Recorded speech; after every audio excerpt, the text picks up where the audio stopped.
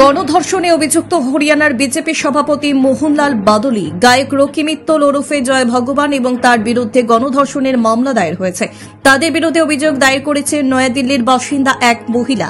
নির্যাতিতা জানিয়েছেন, হরিয়ানার কৌশলীতে বেড়াতে গিয়েছিলেন তিনি। সঙ্গে ছিলেন অফিসের ঊর্ধ্বতন একজন এবং এক বান্ধবী। সে সময় মোহনলাল এবং রকি দুজন মিলে তাকে গণধর্ষণ করে।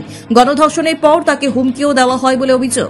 376 গণধর্ষণ এবং 506 অপরাধমূলক ভীতি প্রদর্শন ধারায় মামলা দায়ের হয়েছে মোহনলাল এবং রকির বিরুদ্ধে।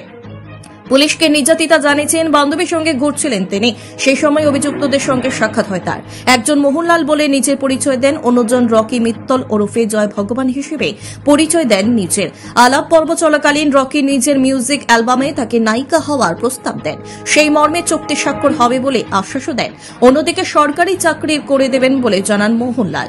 সরকারের কত উঁচু স্তরে তার আনাগোনা জানান অভিযোগ।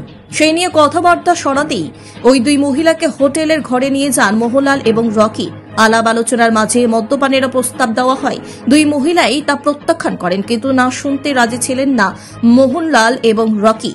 জোর করে ওই দুই মহিলাকে তারা মদ্যপানে বাধ্য করেন এবং তারপর যৌন নির্যাতন শুরু হয় বলে অভিযোগ। আপত্তি জানাতে গেলে তাদের হুমকিও দেওয়া হয় বলে জানিয়েছেন নির্যাতিতা। তার দাবি, কথা না শুনলে প্রাণে মেরে ফেলার হুমকিও দেওয়া হয়েছে।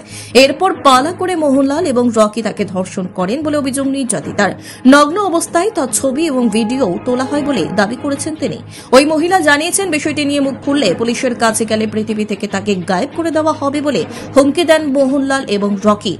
মাস দুয়েক আগে পঞ্চকুলায় ডেকে পাঠানো হয় তাদের। মিথ্যে মামলায় ফাঁসানোর হুমকিও দেওয়া হয়। এরপর রকির ঠিকানা কোনোভাবে জোগাড় করতে সফল হন তারা।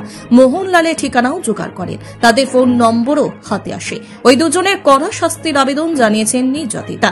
তার যে নগ্ন ছবি এবং ভিডিও রেকর্ড করেছিলেন মোহনলাল এবং রকি, তা মুছে দেওয়ারও দাবিও জানিয়েছেন।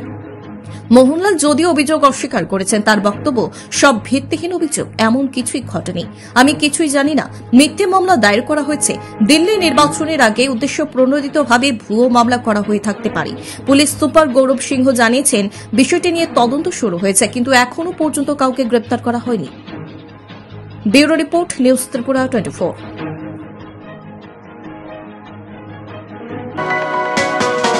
আপনি কি খুঁজছেন বিশুদ্ধ পানীয় জল? তাহলে আজই বেছে নিতে হবে অত্যাধুনিক প্রযুক্তি ও পরীক্ষা নিরীক্ষার মাধ্যমে প্রস্তুতকারী পানীয় জল একমি। বিশুদ্ধ জলে সুস্থ জীবনের মূল চাবিকাঠি। Acme packaged drinking water.